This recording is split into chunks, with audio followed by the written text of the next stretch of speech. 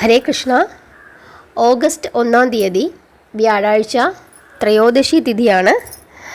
ത്രയോദശി തിഥി നമ്മൾ സാധാരണയായിട്ട് പ്രദോഷമായിട്ടാണ് ആചരിക്കുന്നത്. പ്രദോഷം ശിവപ്രീതിക്ക് വേണ്ടിയിട്ടാണ് നമ്മൾ ആചരിക്കുന്നത്. എല്ലാവർക്കും വ്രതമെടുത്ത് പ്രാർത്ഥിക്കാം. രാവിലെ മുതൽ വൈകുന്നേരം വരെ, സന്ധ്യ വരെ ഉപവസിച്ചിട്ട് സന്ധ്യയ്ക്ക് പ്രാർത്ഥനയ്ക്ക് ശേഷം നമുക്ക് അരിഭക്ഷണം കഴിക്കാം. അങ്ങനെയാണ് പ്രദോഷത്തിൻ്റെ വ്രതരീതി.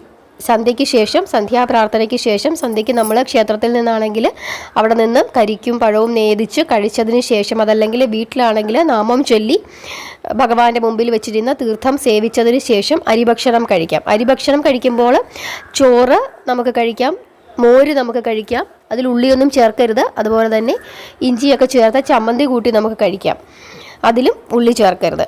അങ്ങനെ നമുക്ക് ചോറുണ്ണാം. പിറ്റേ ദിവസം രാവിലെ വീണ്ടും കുളിച്ച് നാമം ചൊല്ലി നമ്മുടെ വ്രതം അവസാനിപ്പിക്കാം.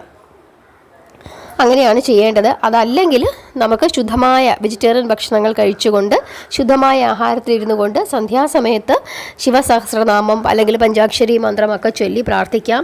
ശിവക്ഷേത്ര ദർശനം പ്രദോഷ ദിവസം സന്ധ്യാസമയത്തെ ശിവക്ഷേത്ര ദർശനം വളരെ വിശേഷമാണ്. ഭഗവാന്റെ നടരാജ രൂപത്തെയാണ് പ്രാർത്ഥിക്കേണ്ടത്. ഒരുപാട് ദോഷങ്ങൾ പ്രദോഷം എടുത്തു കഴിഞ്ഞാൽ മാറുമെന്നാണ് വിശ്വസിക്കുന്നത്. അതായത് നമ്മുടെ ജീവിതത്തിൽ ശ്രീ പരമേശ്വരൻ ശനിദോഷം മാറ്റിത്തരും. അതുപോലെ തന്നെ ദാരിദ്ര്യശമനം അതിന് ഏറ്റവും ഉത്തമമാണ്. രോഗങ്ങൾ കൊണ്ട് കഷ്ടപ്പെടുവാണെങ്കിൽ പ്രദോഷം എടുത്താലും വലിയ വിശേഷമാണ്. ഇങ്ങനെ ഭഗവാനെ ആശ്രയിച്ച് നമ്മൾ എന്ത് പ്രാർത്ഥിച്ചാലും അത് സത്യസന്ധമാണെങ്കിൽ തീർച്ചയായിട്ടും ഒരു 11 പ്രദോഷമൊക്കെ അടുപ്പിച്ചെടുക്കുമ്പം തന്നെ വ്യത്യാസം വരാറുണ്ട്. എന്തായാലും വ്രതം എടുക്കുന്നവരായാലും അല്ലാത്തവരായാലും സന്ധ്യാസമയത്ത് ഇത് പ്രദോഷ ദിവസമാണ് എന്ന് മനസ്സിലാക്കി പ്രാർത്ഥിക്കുക.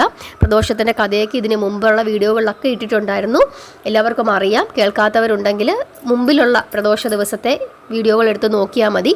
അതിൽ ഞാൻ കഥകൾ പറഞ്ഞിട്ടുണ്ട്. എന്തുകൊണ്ടാണ് പ്രദോഷത്തിന് ശിവന് ഇത്രയും പ്രാധാന്യം വന്നത്, മഹാദേവനെ എന്തുകൊണ്ടാണ് നടരാജ രൂപത്തിൽ പ്രാർത്ഥിക്കുന്നത്, സന്ധ്യാസമയത്തിന് എന്ത് പ്രാധാന്യമാണുള്ളത്, ഈ വിഷയങ്ങളെല്ലാം തന്നെ വിശദമായിട്ട് ഇതിനു മുമ്പുള്ള വീഡിയോകളിൽ പറഞ്ഞിട്ടുണ്ടായിരുന്നു. അപ്പോൾ നാളത്തെ ദിവസത്തെ പ്രാധാന്യം മനസ്സിലാക്കി വൈകുന്നേരം സന്ധ്യയ്ക്ക് വിളക്ക് കത്തിച്ച് വെച്ച് ശിവസഹസ്രനാമം ജപിക്കുക. അതല്ലെങ്കിൽ പഞ്ചാക്ഷരി മന്ത്രം ജപിച്ച് പ്രാർത്ഥിക്കുക. ഹരേ കൃഷ്ണ.